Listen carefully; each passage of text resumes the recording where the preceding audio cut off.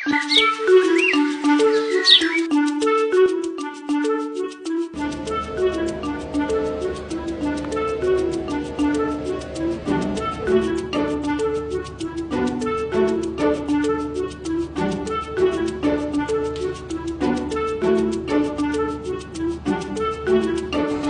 niyo ba ang merong Veterinary Anatomy Museum dito sa UPLB? Tara, let's explore!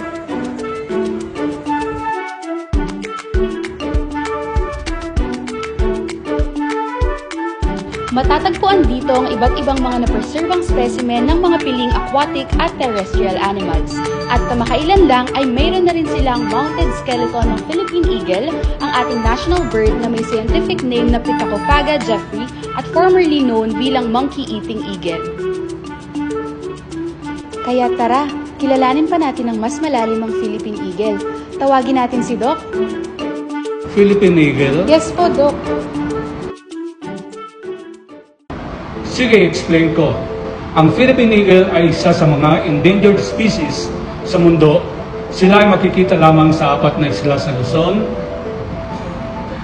Samar, Leyte at Mindanao. Kahit ito ay tinuturing na isa sa mga pinakamalaki at pinaka-physically powerful sa mga forest raptors, ay considered namang critically endangered na sila.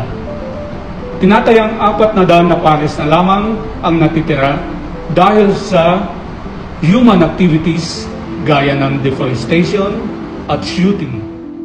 Oo nga no, Doc. Nasabi kanina na mahanap lang sila sa Mindanao, ngunit dahil sa deforestation ay lumalayo na sila sa Davao Mountains dahil sa pagkawala ng kanilang forest habitat. Yes, Alex. Kaya importante na mapangalagaan natin ang ating mga Philippine eagle dahil una, ang Philippine eagle ay nasa top ng food chain. Mahalaga ang papel nito sa pagpapanatiling balanse ang ecosystem dahil tinutulungan nitong kontrolin ng populasyon ng mga hayop at pinoprotektahan nito ang ibang mga nilalang sa kanyang teritoryo. Pangalawa, nakakatulong ito sa mga marginalized communities na nakatira malapit sa kagubatan dahil nabibigyan sila ng karagdagang kita sa pamamagitan ng mga proyekto para mapreserba ang biodiversity.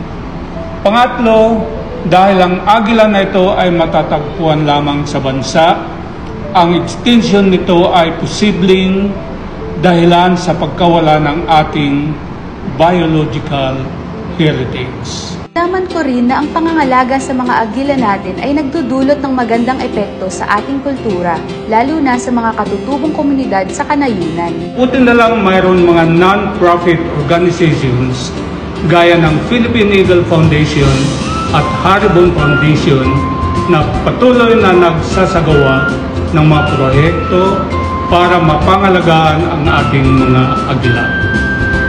Kaya sa ating mga tagapanood, alalahanin natin na kung mapaparami natin ang population ng Philippine eagle, magiging maunlad ang kagubatan at may magagawa ka dyan.